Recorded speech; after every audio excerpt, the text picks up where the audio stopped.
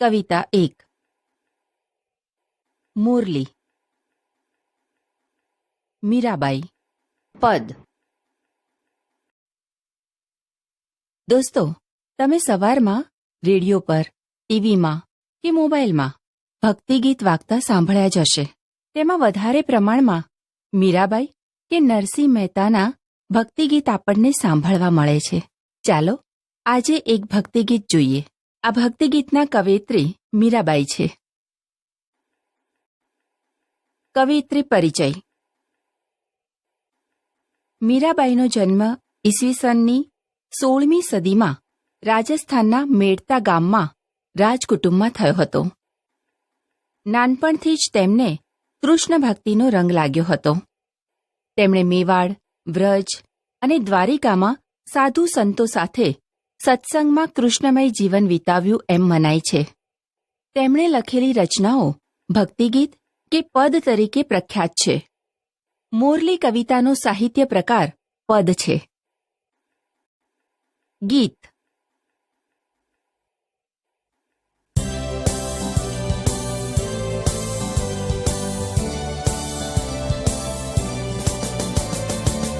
વાગે છે રે વાગે છે વૃંદાવન મોરલી વાગે છે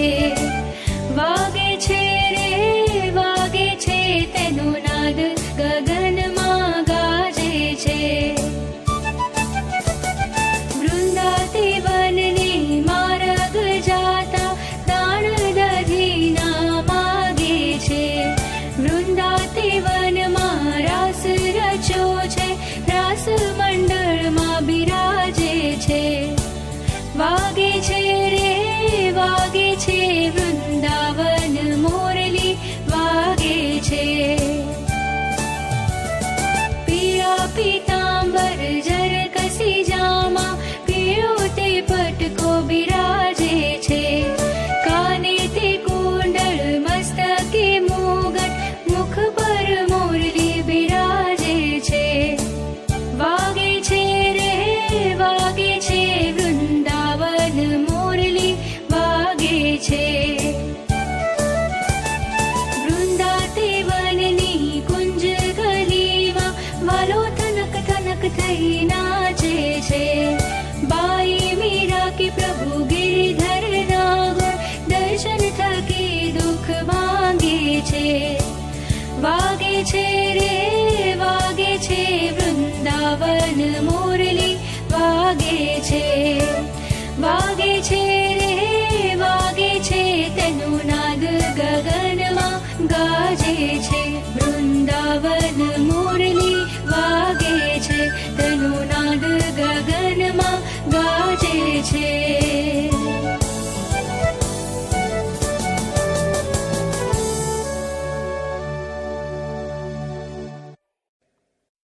કવિતા સમજૂતી.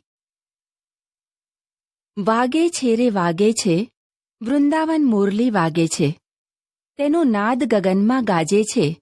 વૃંદાવન મુરલી વાગે છે. મીરાબાઈ કહે છે, વહેલી સવારનો સમય છે અને વૃંદાવનમાં મુરલી એટલે કે વાંસળી વાગી રહી છે અને તે વાંસળી કૃષ્ણ વગાડી રહ્યા છે. આ વાંસળીનો મનમોહક અવાજ આખા બ્રહ્માંડમાં ગાજી રહ્યો છે. વૃંદાવનમાં વાંસળી વાગી રહી છે.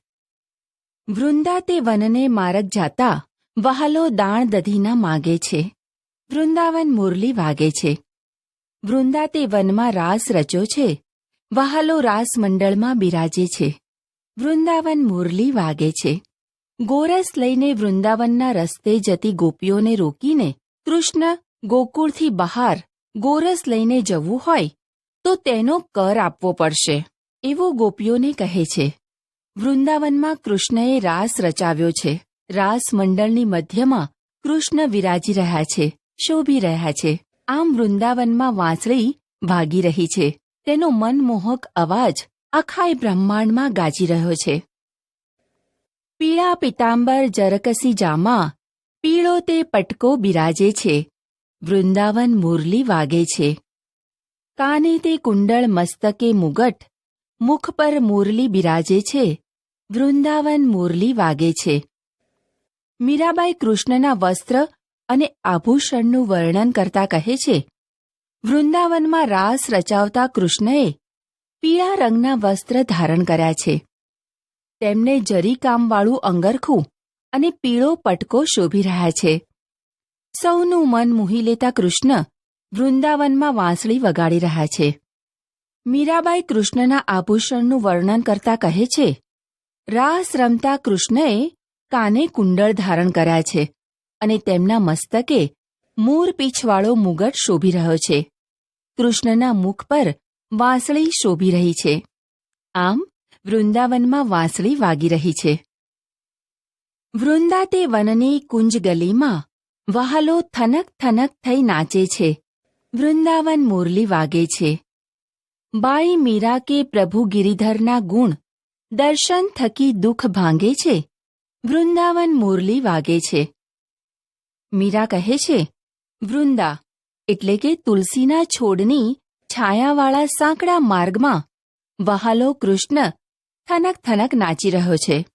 આગળ મીરાબાઈ કહે છે, મારા વહાલા પ્રભુ ગિરિધરના ગુણ હું શું કહું કે તેના દર્શન માત્રથી મારા તમામ દુઃખ દૂર થઈ જાય છે. શબ્દ સમજૂતી. વિદ્યાર્થી મિત્રો, હવે કવિતામાં વપરાયેલા કેટલાક શબ્દોના અર્થ જાણીએ. ગગન એટલે આકાશ અથવા આભ. વન એટલે અરણ્ય કે જંગલ. દાણનો અર્થ થાય જકાત, કર કે વેરો. દધી એટલે દહીં, મહી કે ગોરસ. જરકસીનો અર્થ થાય કસબી અથવા કસબના ભરતવાળું. નાદ એટલે અવાજ, ઘોષ અથવા રવ. પટકો એટલે લુગડાનો ટૂંકો કટકો અથવા માથે અથવા કમરે બાંધવાનો લુગડાનો કટકો. અને ભાંગે એટલે ભાંગવું, અહીં દૂર થવું. તળપદા શબ્દ અને અર્થ. વિદ્યાર્થી મિત્રો, હવે કવિતામાં ઉપયોગમાં લેવાયેલા તળપદા શબ્દોના અર્થ જાણીએ. થઈ તળપદા શબ્દનો અર્થ થઈ અને માર્ગ તળપદા શબ્દનો અર્થ માર્ગ થાય. શબ્દ સમૂહ માટે એક શબ્દ. હવે કવિતામાં વપરાયેલા કેટલાક શબ્દ સમૂહ માટેના એક શબ્દ જાણીએ. પીળા રંગનું વસ્ત્ર શબ્દ સમૂહનો એક શબ્દ પીતાંબર. વૃંદા તુલસીથી ભરેલું વન એટલે વૃંદાવન. કાને પહેરવાનું એક ઘરેણું શબ્દ સમૂહનો એક શબ્દ કુંડળ. ગિરી પર્વતને ધારણ કરનાર એટલે ગિરિધર. કસબના ભરતવાળું એટલે જરકસી. જ્યાં આજુબાજુ વૃક્ષો વાવેલા હોય તેવી ગલી શબ્દ સમૂહ માટેનો એક શબ્દ કુંજગલી થાય. એક એક વાક્યમાં ઉત્તર લખો. મિત્રો, હવે તમારે કવિતાના આધારે અહીં આપેલા પ્રશ્નોના ઉત્તર એક એક વાક્યમાં વિચારીને બોલવાના છે અને પછી લખવાના છે. પ્રશ્ન 1. વૃંદાવનના માર્ગે વહાલો શું માંગે છે?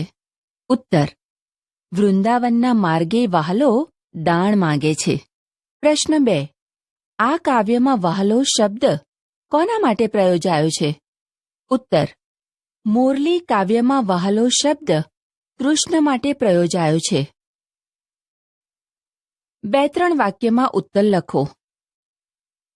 દોસ્તો, તમે કવિતાના આધારે આપેલા પ્રશ્નોના ઉત્તર એક એક વાક્યમાં આપ્યા. હવે આપેલા પ્રશ્નોના ઉત્તર 2-3 વાક્યમાં આપી અને પછી લખવાના છે. પ્રશ્ન 1. મોરલી કાવ્યને આધારે કૃષ્ણના પહેરવેશનું વર્ણન કરો. ઉત્તર: કૃષ્ણએ પીળું પીતાંબર અને જરકસી જામો પહેર્યા છે. કૃષ્ણને કાને કુંડળ, માથે મુગટ અને મુખ પર મોરલી છે. તેમને માથે પીળો પટકો શોભે છે. કૃષ્ણનો આ શણગાર સૌને પ્રિય છે. પ્રશ્ન 2. કૃષ્ણ ક્યાં અને કેવી રીતે નાચે છે? ઉત્તર: વૃંદાવનમાં રાસ રચાયો છે.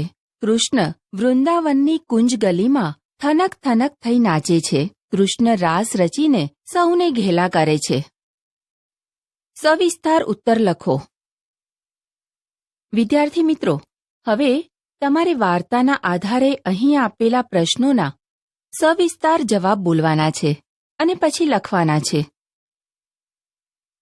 પ્રશ્ન 1. મોરલી કાવ્યને આધારે કૃષ્ણની રાસલીલાનું વર્ણન કરો. ઉત્તર. મોરલી કાવ્યમાં મીરાબાઈએ કૃષ્ણની રાસલીલાનું સુંદર વર્ણન કર્યું છે. વૃંદાવનમાં કૃષ્ણ મોરલી વગાડે છે. એની મોરલીના સૂરનો નાદ આખા ગગનને ગજવે છે. કૃષ્ણ સૌની પ્રિય છે. વૃંદાવનમાં રાસ રચાયો છે.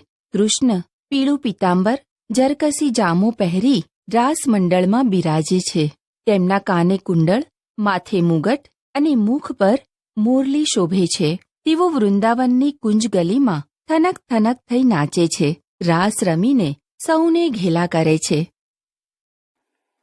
પ્રવૃત્તિ. મીરાબાઈના કૃષ્ણ ભક્તિના અન્ય પદ મેળવીને વાંચો. મોરલી કવિતા પ્રાર્થના સભામાં રજૂ કરો.